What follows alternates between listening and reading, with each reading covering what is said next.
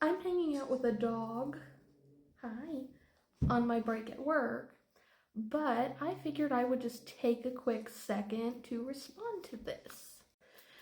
If you hate to be that person, you could simply not be. But honestly, I was waiting for a comment like this from someone with nurse or a bunch of healthcare related emojis in their username. So let's go over some things, shall we?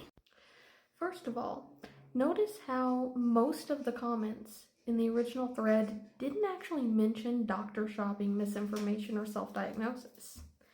They were mostly just shitting on patients for their physical appearance, what color their hair is, what piercings they have, how they dress, etc.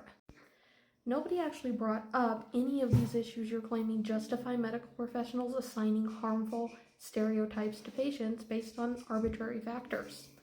You're just saying that it's about those issues because you cannot find a justification that looks reasonable for providers to label patients as problems based on what piercings they have, the clothes they wear, or the color of their hair.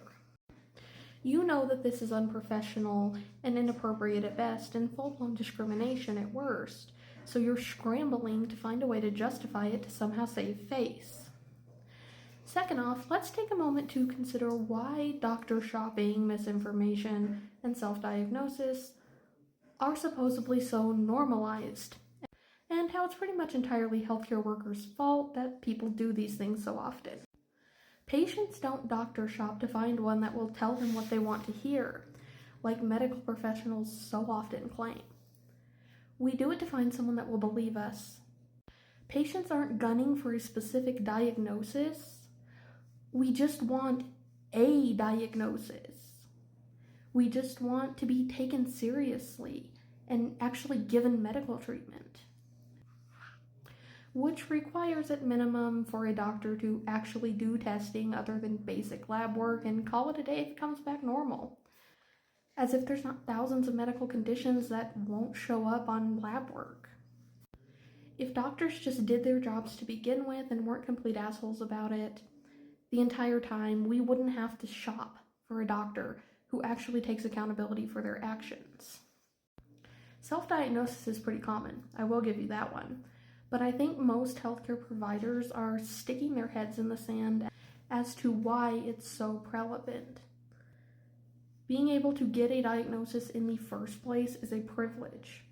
Being able to afford to see a doctor or afford insurance, being able to take time off of work, find childcare if we need it, travel sometimes hours away for days at a time to see specialists, do testing, etc.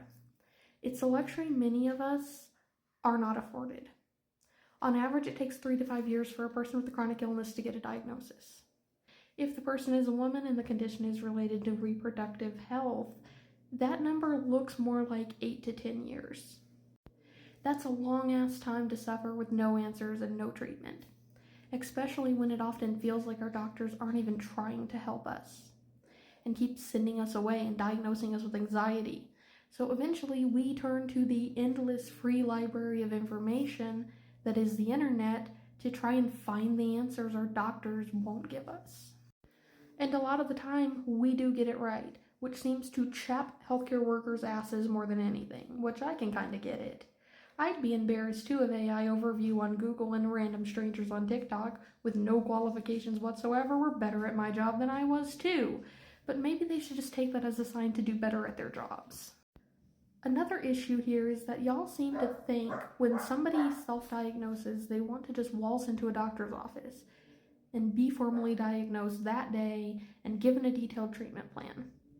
When in reality, all the vast majority of us want is for our doctor to test for what we think we may have, to either confirm or rule out that diagnosis, or at least consider it as a possibility.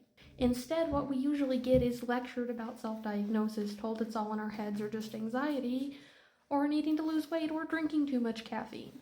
Like what my at the time 40-year-old father's doctor told him when he had a literal fucking heart attack.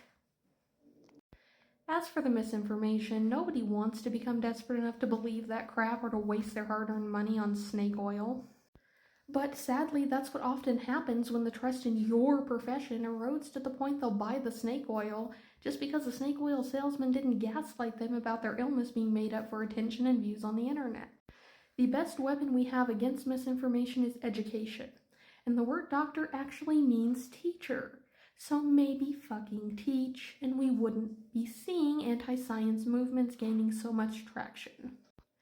As a chronically ill person, you're not being discriminated against because of other chronically ill people, or because of chronic illness becoming a trend, or whatever other bullshit rhetoric you've been taught to spew as a healthcare worker.